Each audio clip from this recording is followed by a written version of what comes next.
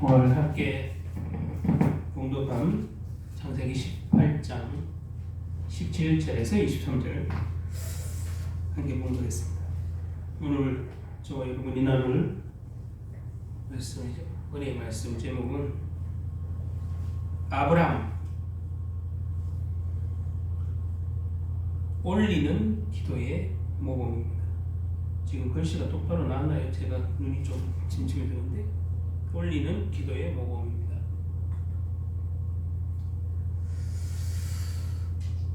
창세기에 지금 쭉 해 나오면서 아브라함의 부르심과 아브라함이 또 거치는 과정, 아브라함의 때로는 또 믿음의 행동, 또 때로는 불신앙의 행동 쭉 반복해서 나옵니다.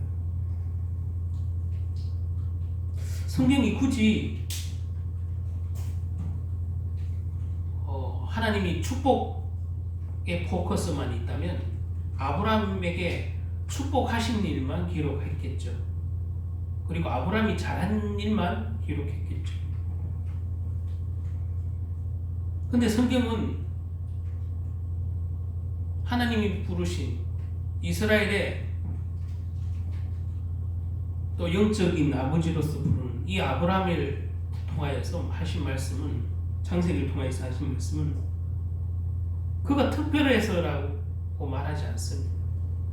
하나님이 원하셔서 부르셨다고 하셨어요. 아브라함이 특별해서가 아닙니다. 아브라함은 하나님을 알지 못한 때 하나님이 먼저 찾아가서 부르셨고 온토 친척 아비 집을 떠나게 하셨고 그 모든 일에 차츰차츰 하나님을 알게 하시고 하나님이 왜 불렀는지에 대한 소망을, 비전을 자꾸자꾸 깨닫게 하시죠. 그냥 한 가정의 가정하고 살기에도 사실 버겁습니다. 저도 마찬가지고 누구나 이 땅의 모든 가장, 그게 남자가 가장일 수도 있고 요즘은 여자가 가장도 많잖아요. 그 남녀가 문제가 아니라 가장으로서 살기는 어쨌든 그 모든 일을 책임져야 하고 또 감당해야 될 것이 많습니다. 뭐 한 가정에 그 가정으로 살기 힘든 쉽지 않은 건데 무슨 이스라엘을 구원하겠다고 아브라함이 나서서 그랬겠냐고. 하나님이 아브라함을 부르신 이유는 그냥 한 가지예요. 하나님이 원하셔서 부르셨다. 허물이 없음도 아니고 똑똑해서도 아니에요. 스펙이 좋아서도 아니고 엄청 잘 믿던 무슨 그런 믿음 좋은 신앙의 가정도 아니에요. 심지어 우상을 만들고 섬기던 가정이라고 볼 수 있죠. 그런 가정을 택하셔서 하나님이 꿈에도 인간으로서는 상상할 수 없는 모든 민족의 아버지가 되도록 하겠다.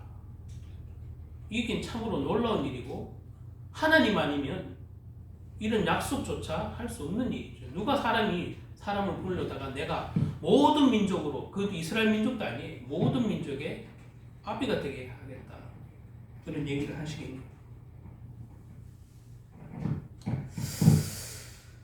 자, 여러 기도하는 모습들이 나왔는데 오늘 아브라함의 제목처럼 아브라함이 기도의 모범을 보였다. 제가 이렇게 잡아봤는데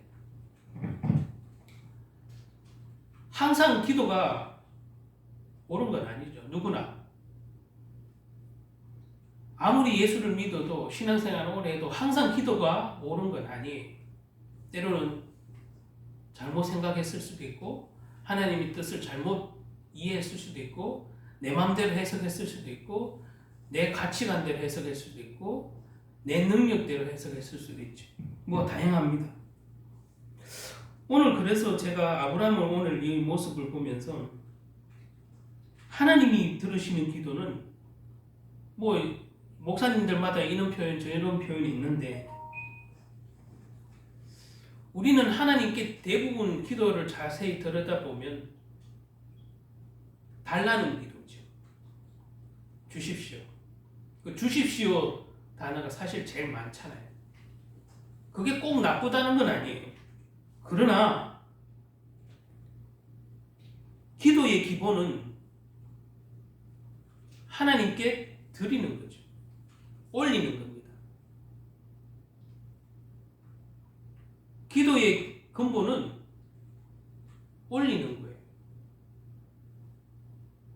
내려달라고 어떻게 보면 그렇게 구분하는 게 아니에요. 물론 구하란 말을 예수님이 하셨지만 그걸 오해하시면 안 돼요. 뭐든지 기본이 있고 우선순위가 있듯이 기도의 본질은 올리는 거지 그냥 내려받는 것이 아니라는 사실을 우리가 한번 깨달을 수 있길 바랍니다. 많은 그리스도인들이 기도의 능력에 대해서 막 수많은 책이 있어요. 이는 기도가 능력의 기도다. 이는 기도가 권세의 기도다.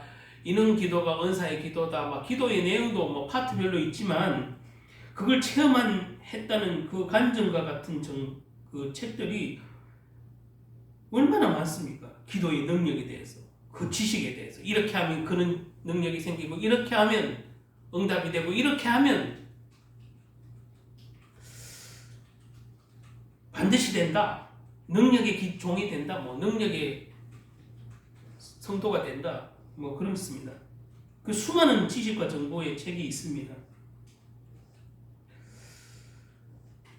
그리스도인들은 어떤 문제가 생기면 또 해결해야 할 어떤 사건이 있으면 일반 예수를 믿지 않는 분들과 똑같이 그 사건을 해결해야 됩니다. 뭐 가만히 있다고 해결되진 않습니다. 맞습니다. 기도만 한다고 뭐가 막 일어난 사건이 그냥 해결되진 않습니다. 그렇습니다. 그래서 수단과 방법을 다 사용합니다. 이게 나쁘다는 거 아닙니다.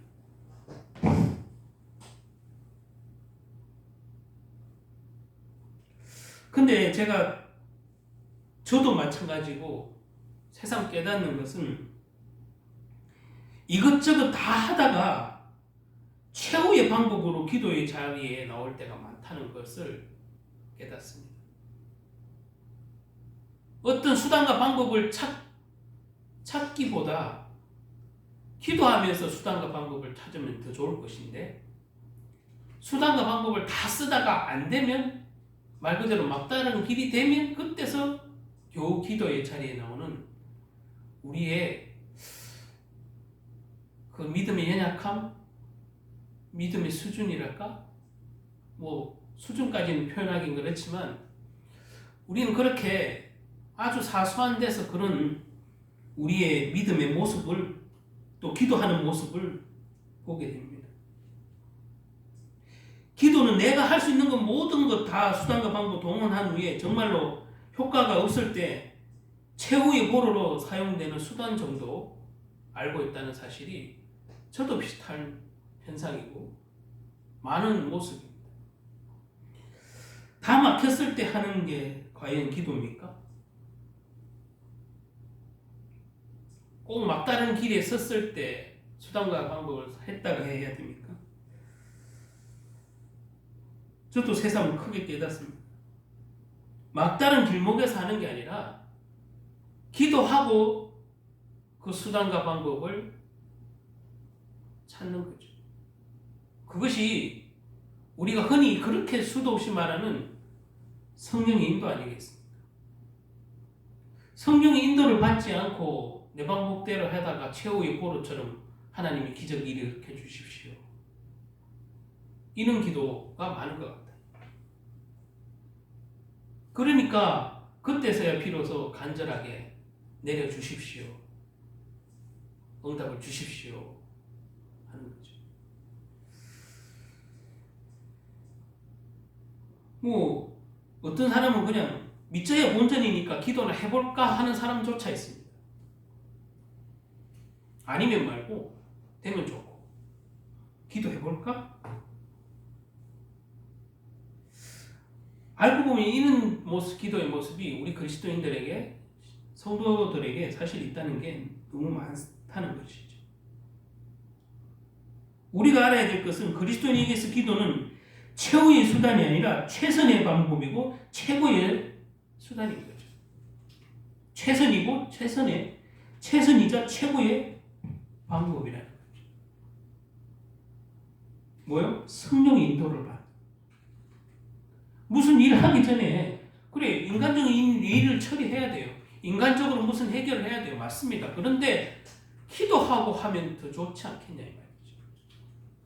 우선순위가 여전히 제대로 안 돼 있다는 것을 저 또한 실감하고 있습니다. 그게 사소한 데서 말이죠.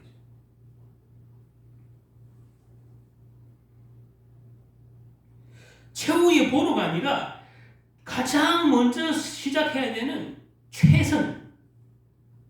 가장 먼저 해야 되는 최선의 방금 말한 대로 수단이라는 거예요. 왜냐하면 하나님은 그 기도 외에는 이러한 능력이 나갈 수 없느니라. 예수님도 친히 그렇게 말씀합니다. 기도 외에 이러한 능력이 나갈 수가 없다. 그게 기적이든 표적이든 기도의 응답이든 기도 외에는 없다. 그럼 어떻게 기도했느냐가 또 중요하겠죠. 오늘 말씀의 본문을 가지고 제목을 잡은 것처럼 본문에 보면은 기도의 아름다운 모범을 이렇게 보여주는 아브라함의 모습이 등장하는 것 같아서 제가 제목을 이렇게 잡아봤습니다. 올리는 기도의 모범. 자, 오늘 아브라함이 어떻게 기도했는지 한번 다시 되짚어 보겠습니다. 아브라함의 기도가 참으로 아름다운 본이 된다는 것은 그가 자신이 아닌 타인을 위해서 강구하는 기도를 올렸다는 거예요. 예, 자기를 위한 기도는 사실 누구나 할 수 있고 언제나 합니다. 그러나 나 아닌 타인을 위하고 민족을 위하고 지역을 위한 기도는 사실 쉽지 않죠. 이것을 강구하는 아브라함의 모습, 이것을 하나님께 올렸기 때문에 제가 오늘 아름다운 올리는 기도의 모범이 됐다 이렇게 제가 표현했습니다. 자기 자신이 아닌 다른 이를 위해 기도하는 것. 그러니까 가족 중이라도 나 자신 말고 아내, 자식, 부모님 누군가를 위하여 그렇게 기도하는 것 말이죠.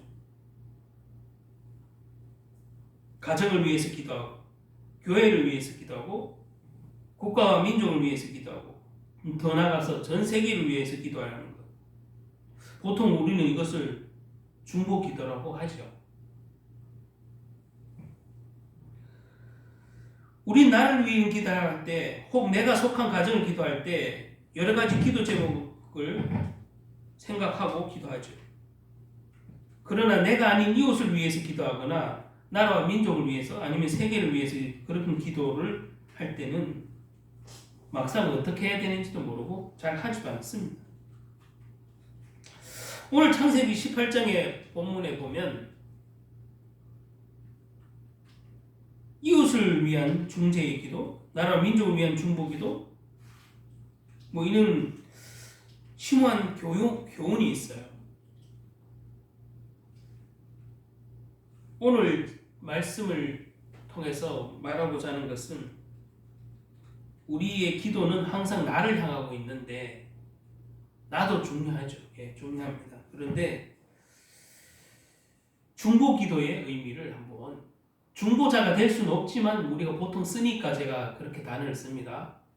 타인을 위해서 기도하는 것. 그게 가족이든 이웃이든 중보기도의 중요성을 한번 살펴보자 함입니다. 아브라함을 통해서 그 의미와 어떤 중요성이 어떤 것인지 배울 수 있지 않을까 싶어서 오늘 본문의 주된 내용은 사실 소돔과 고모라라는 도시가 있는데 하나님이 심판하시기로 작정하신 거예요. 하나님 보시기 너무나 큰 죄에 빠져 있는 그 사회, 그 도시를 향해서 하나님이 심판하실 것인데 하나님 보시기 도저히 용납이 안 되는 이는 범죄 가운데 빠진 이 소돔과 고모라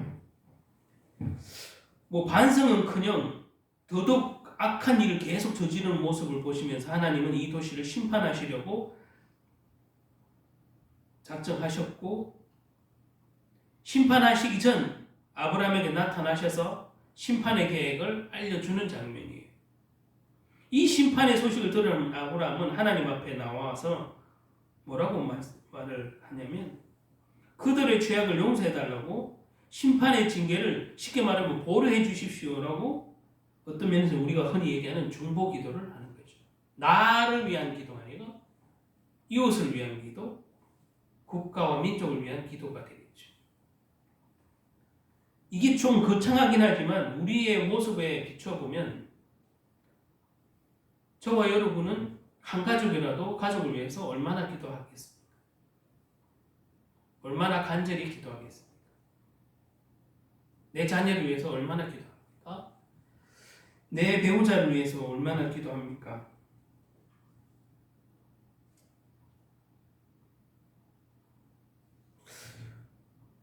조금 정말 조심해야 될 것은, 물론 내가 살아야 되고 내가 은혜 받는 것이 중요합니다.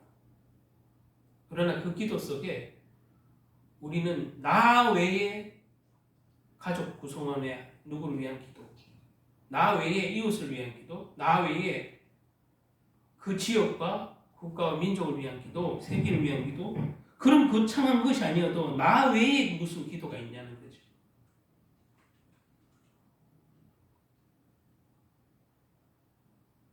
너무 나만을 위한 기도에 쏠려 있다는 오늘날의 많은 성도님들의 기도의 어떤 현실을 볼 때, 과연 나를 위한만 기도가 옳은 건가? 오늘 아브라함의 모습을 보면서 자기 가족 추스리고 자기 가족 그거 하기도 뭐 그거 한 판에 무슨 그 소돔과 고모라 걱정하게 생겼겠냐고. 솔직히 아브라함에게는 사실 어울리지도 않을지도 몰라요. 앞장에서 우리 17장 지나왔지만은 자기 목숨 살겠다고 어쨌든 아내를 누이라고 하기도 했고,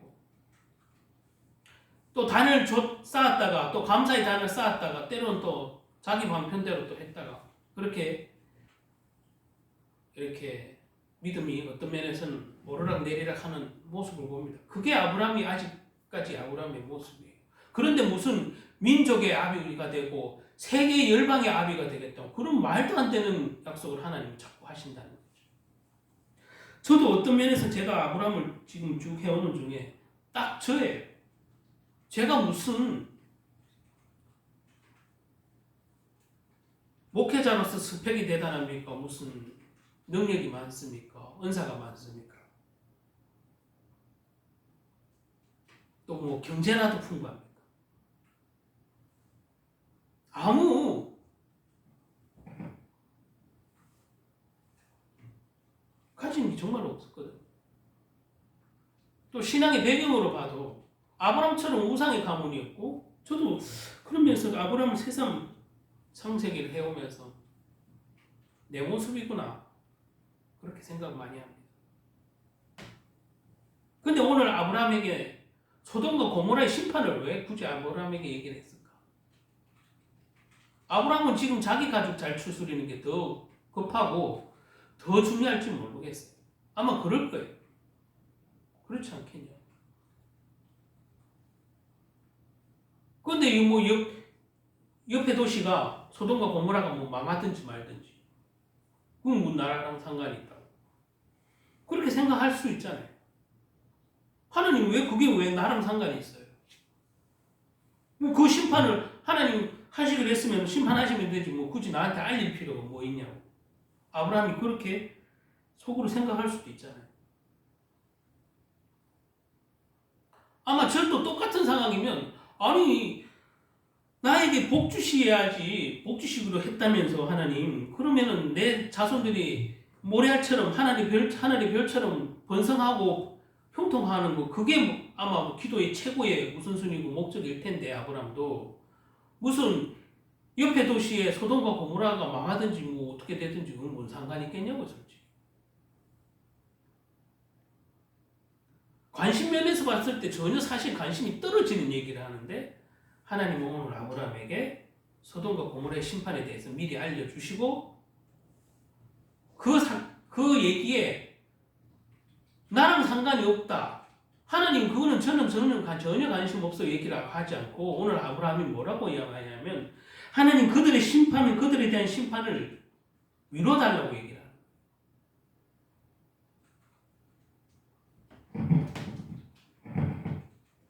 그래서 제가 오늘 중보 기도에 대한 교훈을 얻을 수 있는 게 아닌가. 그래서 제가 생각을 해봤습니다. 한 발 더 나아가서 기도의 방법과 원리에 대해서 영적으로 우리가 배울 수 있는 모습이 있지 않을까 해서 제가 오늘 이 본문의 말씀을 또 제목을 그렇게 잡았습니다. 본문 말씀을 통해 그리고 아브라함의 모습을 통해 하나님께 드려지는 올바른 기도의 방법, 영적인 원리,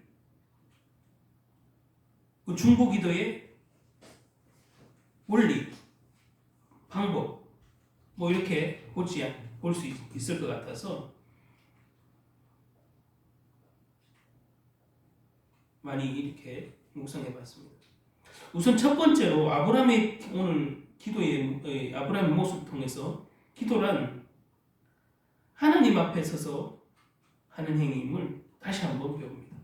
하나님 앞에 서는 행위다. 기도는.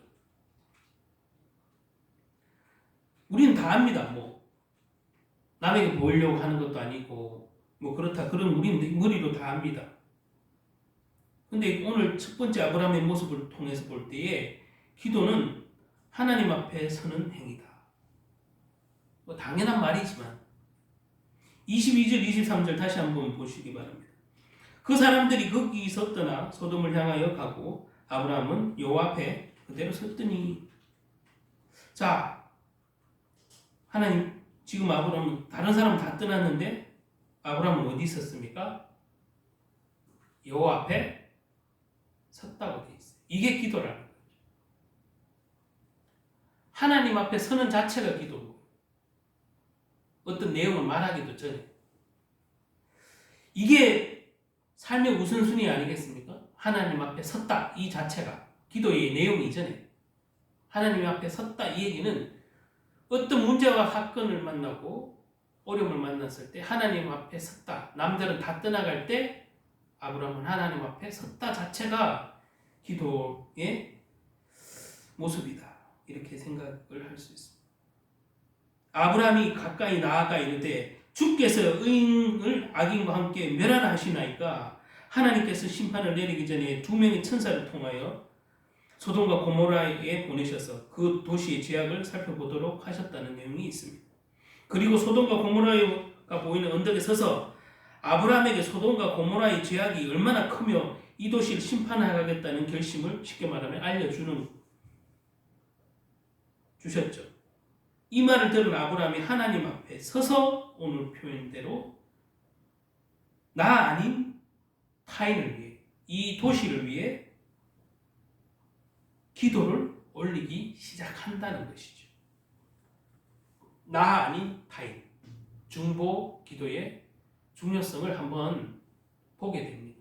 믿는 자로서. 하나님을 믿는 자로서.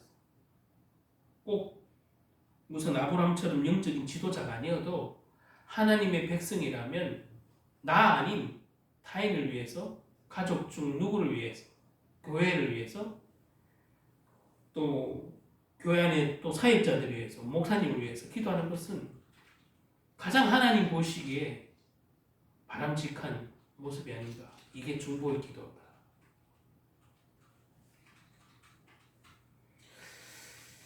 주님, 이 도시가 비록 죄악 가운데 있지만 이 도시 안에 의인도 있지 않겠습니까? 비록 악인들이 더욱 많지만 그래도 그 안에 있는 소수 인원들이 있으니까 생각해 주셔야 되지 않겠습니까? 그들과 악인들과 명말시키면 안 되지요.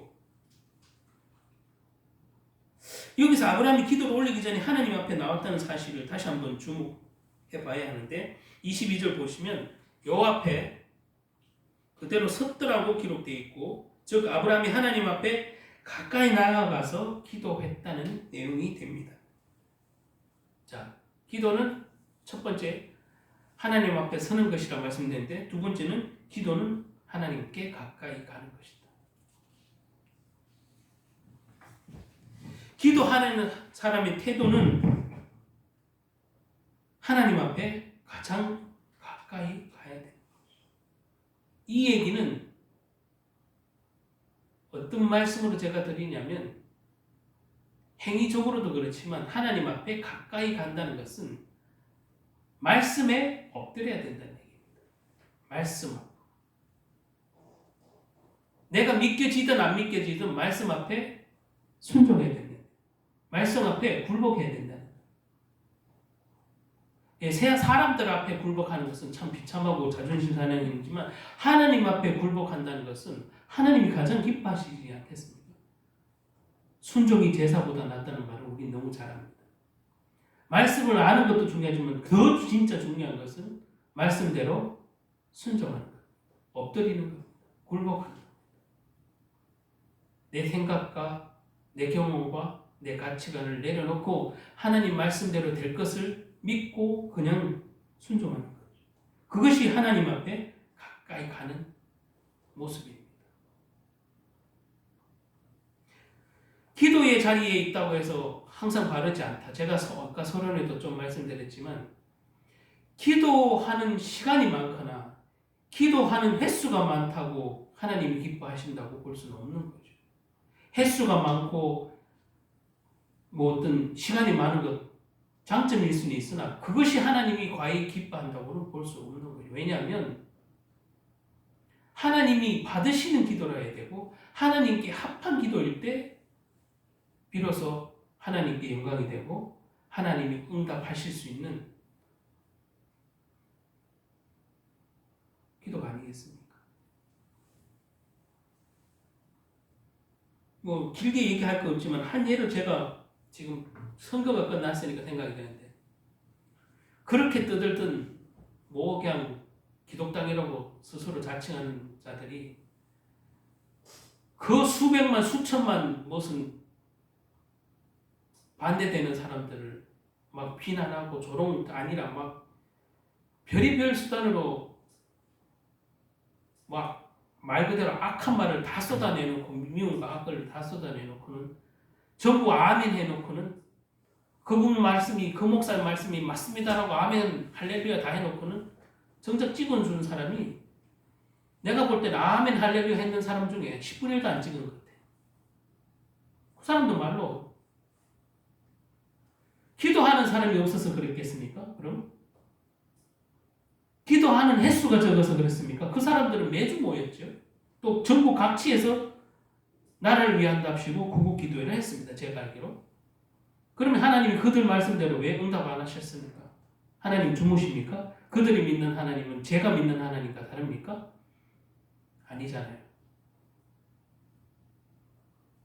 기도한 횟수, 기도한 시간, 그런 게 중요한 게 아니에요. 기도의 장소조차 중요한 게 아니에요. 어디에, 뭐예요? 하나님께 합한 자가 아니기 때문이에요. 합한 기도를 안 하는 거예요. 하나님이 기뻐하시는 기도 내용들이 아닌 거죠. 그 수백만이 모였다고 자랑만 했지 하나님께 과연 합당한 기도했을까? 성경적으로 했을까? 복음적으로 했을까?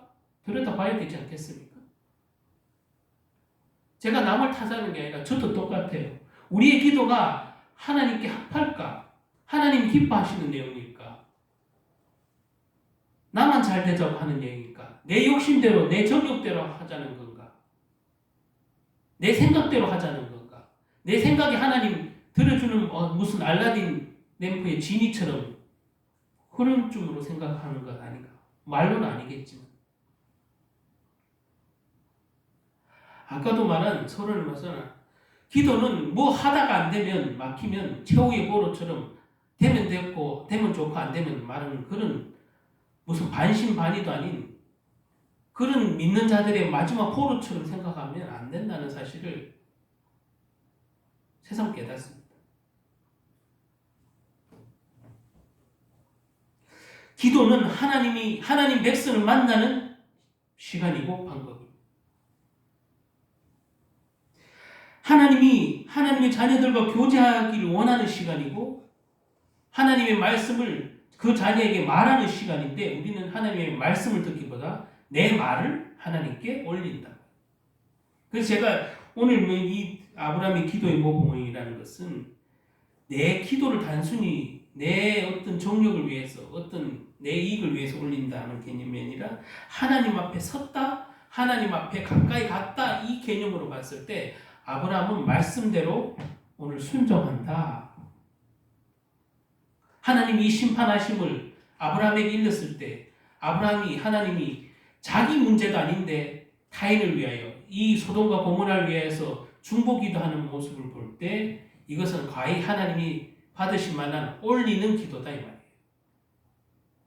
내려달라고 무슨 떼쓰는 기도가 아니라 하나님께 올리는 기도다. 그런 모습이죠. 이게 아름다운 기도의 모습이다 이런 생각이 듭니다.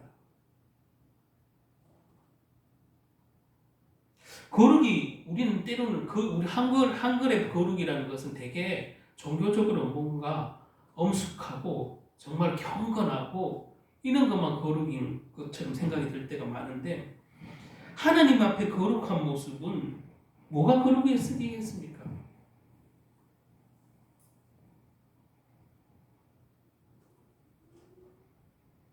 하나님 말씀에 순종하는 모습이 가장 거룩한 모습이 아니겠어요? 목욕 제기하고 제사장들이 제사장복 입고 그 구약시대처럼 지성소에 들어가서 막 촛불 켜놓고 그렇게 거룩한 경건한 모습으로 있어야 거룩이겠습니까?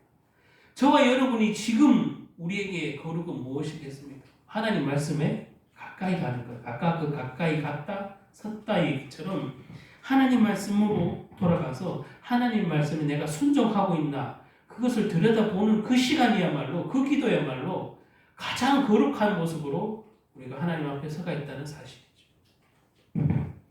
그런데 그것도 내 힘이 아니 우린 이미 죄인이기 때문에 죄인이었고 우리가 그나마 하나님의 자녀라고 칭함을 받는 것은 보배롭고 존귀한 자라고 칭함을 받는 것은 그 원죄의 그 죄값을 치러주신 예수 그리스도의 보혈로만 가능한 거죠. 그래서 우리가 하나님 앞에 나간다는 것은 사실 예수님이 십자가를 들고 나가는 거예요. 내 모습으로는 죄성이 여전히 남아있고 하나님 보시기에 거룩하지 않죠. 우리가 하나님 앞에 거룩한 모습으로 서 있는 그 모습은 예수님이 십자가를 기억하고 그 감사로서 나갈 때 하나님 앞에 거룩하다. 사람으로서는 거룩할 수 없지만 예수 안에 있는 자들은 거룩한 거죠. 두 번째, 우리는 아브라함의 모습을 통해 기도란 하나님과 함께하는 행위라는 것을 하나님과 함께. 우리는 이 단어를 많이 쓰죠. 임마누엘, 하나님이 우리와 함께. 함께라는 것은 세상 사람들 사이에서도 함께라는 단어는 참 정감 있고 좋은데 특히 믿는 우리에게 기도는 하나님과 함께하는 시간이다. 함께하는 방법이다. 함께. 기도는 과히 하나님과 함께하는 방법이죠. 마치 어린 자녀가 엄마 아빠랑 함께 있는 것을 원하는 것처럼 마찬가지. 어린 자녀에게는 요즘엔 스마트폰이 1순위니까 와이파이 터지는 곳에서 스마트폰 부모 간섭 없이 몇 시간씩 하는 것이 가장 큰 손해일 수도 있어요. 어린아이들에게. 그리고 어린아이들에게 가장 좋은 것은 또 게임 시간일 뿐만 아니라 맛있는 간식일 수도 있어요. 먹는 것. 또 게임, 장난감일 수도 있어요. 그런데 그런데 사실 알고 보면 어린아이에게 가장 필요한 것은 돈도 아니고 장난감도 아니고 스마트폰도 아니고 나중에 알고 보면 그거 다 해보고 나중에 깨닫는 것은 뭐예요? 엄마 아빠가 없으면 힘든 거예요. 엄마 아빠가 없어. 엄마 아빠가 있으니까 다른 게 더 중요한데 엄마 아빠가 없다는 것은 나중에 가장 힘든 거예요. 그거 다 해봐도.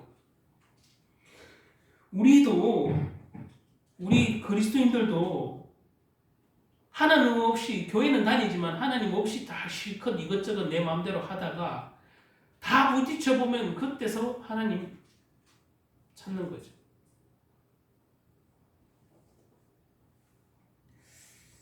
저와 여러분이 심각하게 생각하시고 하나님이 함께 계시다는 것, 그건 사소한 데서 모든 일에 적용되어서 정말로 범사에 감사하라 했듯이 범사에 하나님이 함께하는 그런 믿음의 사람들이 되시기 바랍니다. 아이에게서 가장 소중한 것은 방금 말한 엄마, 아빠, 부모님이라고 말씀드렸듯이 여러분에게 가장 소중한 것은 하나님이 우리와 함께 계시는 것이 가장 소중합니다. 근데 모셔놓고 그냥 엄마, 아빠를 안 찾아. 이게 이제 문제가 되는 것이죠. 꼭 문제 터져야 찾아가야 돼요. 엄마, 아빠를 평상시에 함께 지낸다면 엄마, 아빠를 평상시에 소중하게 생각하고 엄마, 아빠를 평상시에 찾고 또 물어보고 행한다면 이게 단순히 뭐 의존적이라고 말할 수 있겠습니까? 자녀들이 학식으로, 지식으로는 요즘에 훨씬 대학교를 다 가고 똑똑하기 때문에 지식으로는 엄마, 아빠보다 훨씬 뛰어나요. 그럼에도 불구하고 엄마, 아빠를 찾고 엄마, 아빠와 함께하고 엄마, 아빠의 의견을 묻고 엄마, 아빠에게 함께한다는 그런 자녀라면 뭐가 잘 되고 안 되고를 떠나서 행복하지 않겠냐. 저와 여러분이 하나님과 함께한다면 잘 되고 안 되고를 떠나서 뭐죠? 행복하지 않겠냐고. 평안하지 않겠냐고. 안식이 있지 않겠냐고. 그런 얘기죠. 그런 면에서 제가 오늘 함께 한다는 얘기를 다시 한번 저도 깊이 깨달으면서 하나님이 나와 항상 함께 한다는 것을 깨달아야 하고 자각해야 하고 또 그렇게 우리가 순종해야 된다는 사실이죠. 하나님이 함께, 그 모든 범사에 함께, 사소한 일에도 함께. 방금 말한 어린아이가 꼭 뭔 일이 터졌을 때 찾는 그런 엄마 아빠가 아닌. 그래서 기도의 본질을 한번 다시 생각해 봤습니다. 기도란 하나님 아버지가 함께 계시는 것이죠. 다 알지만 오늘 아브라함의 모습을 통해 한번 봤습니다.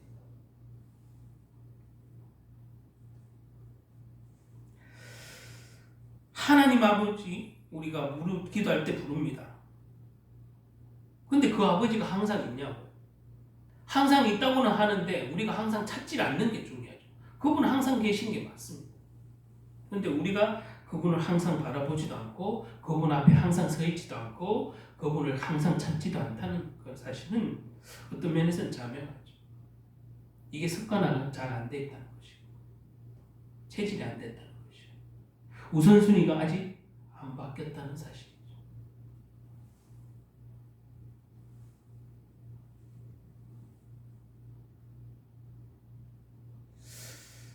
내가 하나님과 함께 있을 때 그럴 때 기도는 시작되는 것이고 그럴 때 기도는 하나님께 올려지는 기도가 된다. 제가 오늘 아브라함의 모습을 보면서 그런 생각이 됐습니다. 아브라함이 뭐 실수를 안 하기 때문이 아니에요. 아브라함이 능력이 대단히 좋아서도 아니겠죠. 아브라함이 하나님 앞에 서고 하나님과 함께 할 때 하나님이 아브라함을 통하여 일한다는 사실을 오늘 봅니다. 하나님이 일하십니다. 그런 면에서 저와 여러분은 하나님이 여러분을 통하여서 하실 일을 알아보시고 하나님께 더 가까이 서시고 하나님과 함께하는 그런 하나님의 자녀들이 되시길 주님 이름으로 축복합니다. 12제자라는 그 명부에 올라가는 게 중요한 게 아니에요. 예수님의 제자들도 어떤 면에서는 아직까지 믿음이 성장하고 부활한 주님을 만나기 전까지는 아직까지는 주는 그리스도시요 살아계신 하나님이라는 고백하던 그 베드로도 금방 무너지는 걸 보게 돼요. 내가 예수님의 12제자라 이름이 올리는 것만 해도 영광스러운데 그것을 어떤 면에서는 교만해지고 자만해지고 내가 그래도 12명의 제자 중에 하나인데 이러고 다녔을 거예요. 알게 모르게. 아니라 그래도 난 예수님 12제자다. 12제자가 중요한 게 아니에요. 12제자 밖에 있던 바울은 더 큰 쓰임을 받았어요. 그렇죠? 12제자가 아니었잖아요. 12제자의 스펙을 어떤 면에서는 제자들은 공생애 동안 좀 자랑하고 은연중에 그걸 즐겼는지 몰라도 사도 바울은 전혀 12제자 반에도 없고 오히려 그 제자들로부터 사도라는 칭함을 못 받고 그랬음에도 불구하고 나의 나 된 것은 오직 예수 그리스도 때문이라고 고백하면서 끝까지 사도 바울이 자기 스스로 정말 쳐서 복종하는 그런 모습을 볼 때 하나님이 자녀라는 타이틀, 예수님이 12제자라는 타이틀이 중요한 것이 아니라 얼마나 하나님 앞에 가까이 서고 아까도 말한 가까이 설 뿐만 아니라 함께 한다. 이 얘기를 할 때 함께 한다는 것은 하나님 말씀대로 순종한다는 것이죠. 말씀대로. 저와 여러분이 그런 성도라는 것보다 자녀라는 것보다 더 확실한 증거는 말씀대로 순종하는 것. 말씀에 가까이 가고 말씀 앞에 서고 말씀대로 굴복하는 것이죠. 그것이 진짜 사도가 되는 사도 바울이죠. 예수님이 이 말씀을 하면서 제가 뭐 길게 하면 또 그러네.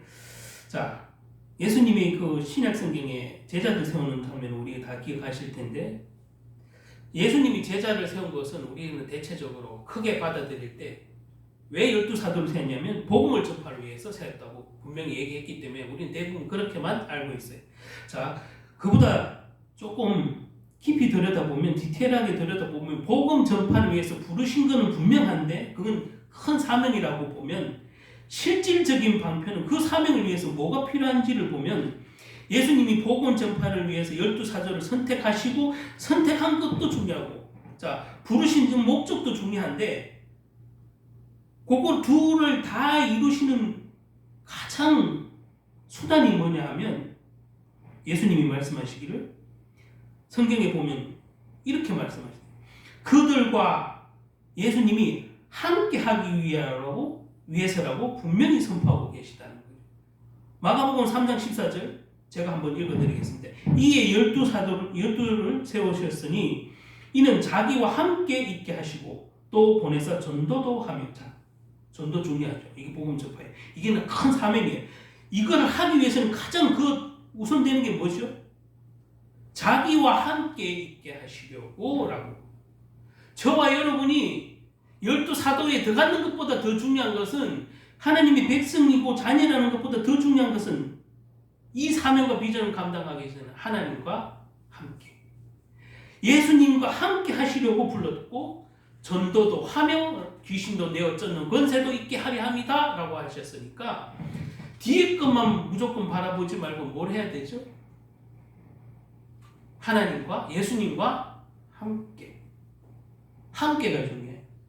이 함께는 다시 한번 제가 서론에도 말씀드렸지만 말씀대로 나를 순종하는 거예요.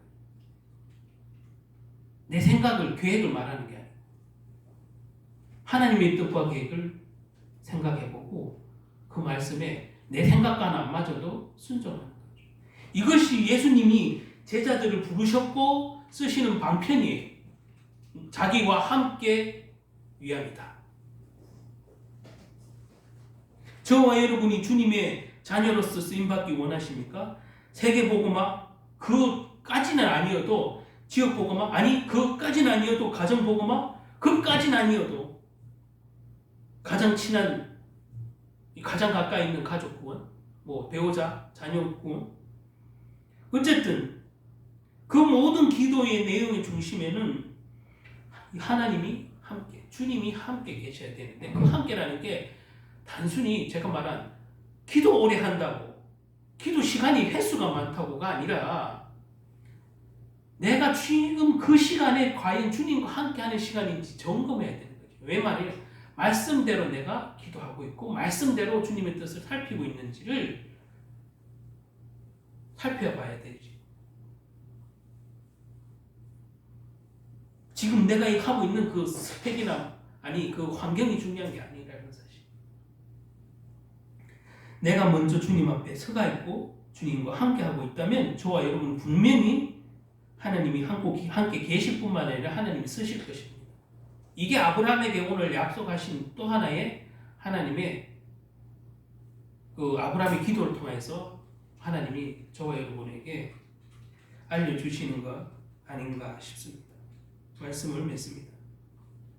아브라함에게 이런 말씀을 하세요. 마무리할 때. 오늘 17절 얘기하실 때 말씀을 다시 한번 보니까 여호와께서 이르시되 내가 하려는 것을 아브라함에게 숨기겠느냐. 여러분 이게 참 저도 너무 놀라운 거예요. 하나님의 계획을 이제 숨기지 않고 그 부족한 아브라함에게, 때로는 실수한 아브라함에게, 때로는 허물이 있는 아브라함에게 이제 소돔과 고모라의 심판을 예언하시면서 아브라함이 그 중보기도하는 모습을 보면서 저는 이런 생각을 했어요. 하나님은 역시 완전한 자를 부르는 건 아니야. 저와 여러분이 무슨 대단해서 부르는 게 아니라는 사실을, 그래서 하나님은 하나님이라는 것을 깨닫게 돼요. 그러면서 심지어 내가 계획한 것을 아브라함에게 안 숨기겠다는 거예요. 말하겠다는 거예요. 내가 아브라함에게 숨기겠느냐? 하나님은 소돔과 고모라를 심판하기 전에 아브라함을 먼저 만나셨고 그에게 이 사실을 오늘 알린 그 장면이에요. 그 하나님이 소돔과 멸하를 아예 그냥 싹 멸하면 되고 무슨 경고할 것 없이 멸하면 되고 이미 많이 참으시는 하나님인데 무슨 아브라함에게까지 알려? 아브라함도 자기 코가 어떤 면에서는 석자인데 오늘 그럼에도 불구하고 아브라함에게 하나님이 처음부터 갈대우르에서 부르신 그 계획대로 지금 사용하고 계시고 비로소 오늘 이 소돔과 고모라의 멸망을 앞두고도 하나님의 계획을 친히 내가 너에게 숨기지 않고 말해주겠다고 얘기하시는 걸 볼 때 하나님은 아브라함을 끝까지 쓰시겠다고 약속하시는 것을 저와 여러분이 비록 힘들고 어렵고 절망 가운데 있을지라도 부족함 때문에 때로는 응답이 되지 않는 것 때문에 힘들지라도 하나님의 능력을 의심할지라도 하나님은 오늘 아브라함에게 말하는 것처럼 아브라함에게 숨기겠느냐 이 말을 우리에게 대입해보자. 저와 여러분에게 숨기겠느냐? 쓰시겠죠. 말씀해 주시겠죠. 하나님의 계획. 지금은 비록 온전히 다 알지는 못하지만 저와 여러분에게 오늘 이 음성이 하나님의 음성으로 들려주시기 바랍니다. 내 계획을 김지훈에게 숨기겠느냐? 내 계획을 김원만에게 숨기겠느냐? 내 계획을 김정민에게 숨기겠느냐? 우린 다 알지 못하는데 하나님은 오히려 역으로 이렇게 말씀하세요. 뭘 보고?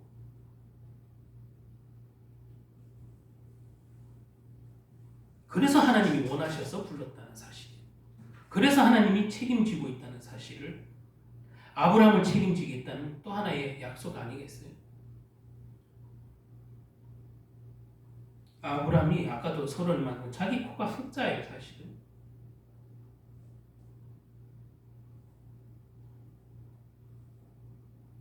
지금으로 보면 목회자로 서기에 사실 허물이 많아요. 저도 마찬가지예요. 목회자로 서기에 완전하지도 않고 엄청난 스펙이 있지도 않고 엄청난 지식이 있는 것도 아니에요. 그럼에도 불구하고 하나님은 원하시는 자를 불러서 쓰시고 가르쳐 주시고 깨닫게 하시고 치유하여 주시고 능력도 주시고 우리를 그렇게 사용하시고 만들어 간다는 사실, 저와 여러분에게 큰 위로와 소망이 될 줄 믿습니다. 그래서 저와 여러분이 한 주간에도 아니 올 한 해도 아니 평생에 쭉 오늘 기도의 올리는 기도의 본이라고 제가 말씀드렸는데 모범이라고 정말 기도를 내 자신을 위해서도 기도하지만 내 가정 기도하기도 힘든데 나 하나 기도하기도 힘든데 물론 그럴 때가 많지만 오늘 소돔과 고모라의 심판을 아브라함에게 알리면서 아브라함을 쓰시려고 하는 하나님의 이 약속과 말씀을 보면서 저와 여러분이 거기에 낙심하지 마시고 하나님이 여러분을 부르시고 쓰신다는 사실 언약으로 잡으시고 조금 더 하나님 앞에 가까이 항상 하나님과 함께 어떤 수단 방법 이전에 가장 최선의 방법이 기도다. 그래서 성령 충만과 성령 인도라는 그 단어만 부르짖는 게 아니라 그 실질적인 모습이 하나님 앞에 가까이 하나님과 함께 그렇게 하는 저와 여러분 되시길 예수님으로 축복합니다. 기도하겠습니다. 하나님 감사합니다. 우리는 오늘 아브라함의 모습을 통해서 기도의 태도에 대해서 또 보았습니다. 그리고 하나님이 마지막 소돔과 고모라를 멸하시기 전에 알려주신 이 모습을 보면서 우리는 또한 아브라함이 자신을 모습을 들여다보면서 아브라함이 대답하여 이르되 나는 티끌이나 죄와 같사오니 감히 죽게 아니하오니이다 이렇게 말씀함을 봅니다. 27절에 그렇게 아브라함이 자신은 티끌에 불과하고 감히 하나님 앞에 아무것도 아닌 죄와 같다고 고백하면서 전능하신 하나님이 절대적인 하나님이 아브라함에게 그 티끌과 같은 존재인 아브라함에게도 하나님은 하나님이 일을 하시려고 아브라함을 불렀고 내가 너에게 이제 숨기겠느냐 하신 그 약속을 보면서 참으로 하나님은 부족한 아브라함을 쓰시고 하나님이 원하시는 그 현장에 지도자로 영적인 아버지로 세우시는 그 하나님의 계획과 뜻을 깨닫고 알게 하시니 감사합니다. 그 같은 이유로 우리는 너무 부족하고 티끌과 같고 허물이 많고 죄성이 여전히 남아있으나 우리는 그리스도 안에서 하나님의 보배로운 존재이며 티끌 같은 존재이나 하나님이 밤하늘의 별처럼 모래알처럼 번성하게 한다는 그 언약은 그리스도 안에서 이루어진다고 약속하셨습니다. 복음서에 나오는 것처럼 비록 12제자들이 아무런 능력이 없고 대단한 지식과 스펙이 아니어도 예수님을 따르기만 하면 예수님 말씀에 순종하기만 하면 예수님 말씀대로 나와 함께 한다면 전도도 할 뿐만 아니라 귀신도 내어쫓고 하나님 나라를 전하는 참된 전도자의 길을 갈 줄 믿습니다. 우리 모든 하나님의 백성들이 하나님과 더 가까이 가는 하나님과 함께하는 정말 하나님 기뻐하시는 성도들로 성장할 수 있도록 주님 도와주시옵소서. 예수 그리스도 이름으로 기도드립니다.